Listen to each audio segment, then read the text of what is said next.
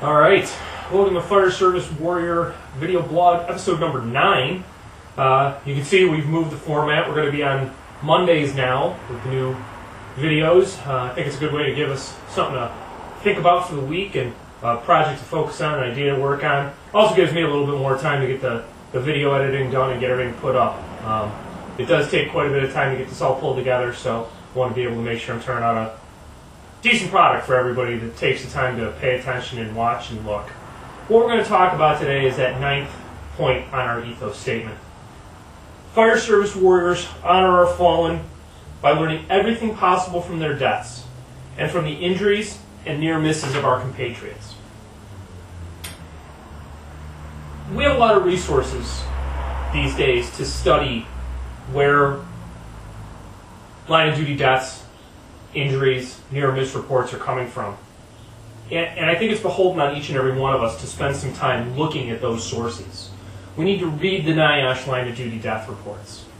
Now, one of the things that I dislike about the NIOSH reports is that they don't identify the names of our fallen brothers and sisters. I think one of the things that needs to happen, should happen, is that we should know their names. It becomes much more significant when we study a line of duty death if we remember that Brett Tarver died because he became disoriented in a building, and that the lessons that we learned from his death have impacted the way RIT training is done going forward. When we can attach that name of a fallen brother or sister to something, it becomes much more important that we not repeat their mistake, that we learn from their lesson, and that their death ultimately is not in vain because of it. With injuries, the difficult part is that we injure so many people every year. Over 50,000 injuries a year, over 30,000 of them a year on the fire ground. So many of those injuries, we see a repeating pattern though. Sprains, strains, slips, trips, falls. The fact of the matter is so many of those injuries are due to the very dangerous nature of our job itself. We need to strive to be at an elite level of fitness to minimize those risks. We need to do things like stretching and yoga and all of these exercises that help increase our flexibility and reduce the likelihood of us suffering a strain or a sprain injury. But we also need to make sure that we're adhering to those other statements in our ethos. Wearing our PPE, wearing our helmet straps, wearing our SCBA, wearing our hoods, our gloves, using our PPE properly so that we reduce the risk that we will be a statistic, that we will be injured in a line of duty. Near misses is one where I think we're getting closer, but we're still not quite there.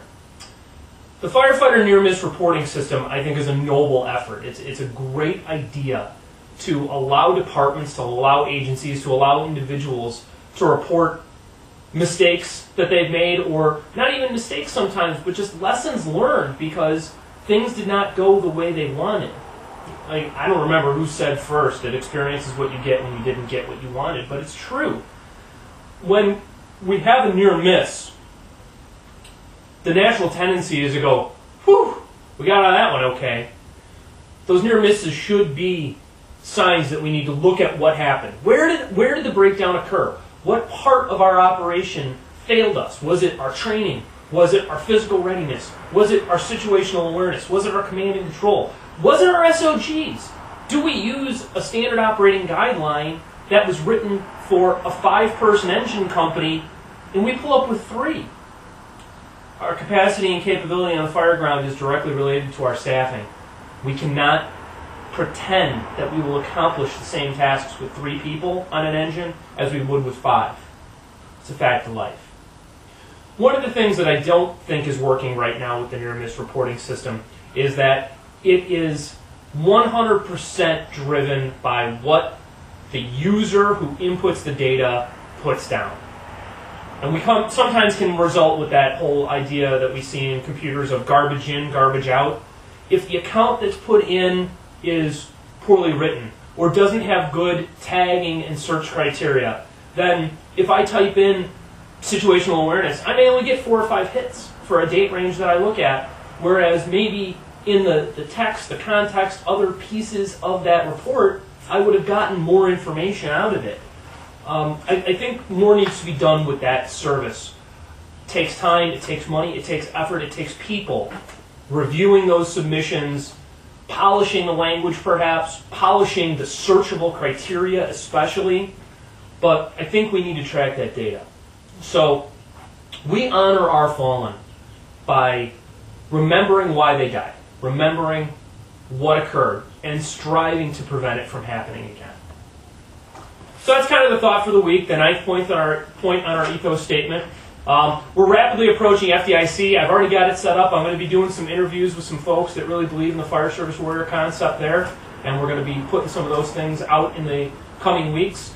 And in the not too distant future, we're actually going to be rolling out a pretty new program through Spartan Concepts, the parent company that we run that puts this out and sponsors this content, of a fire service warrior apprenticeship program.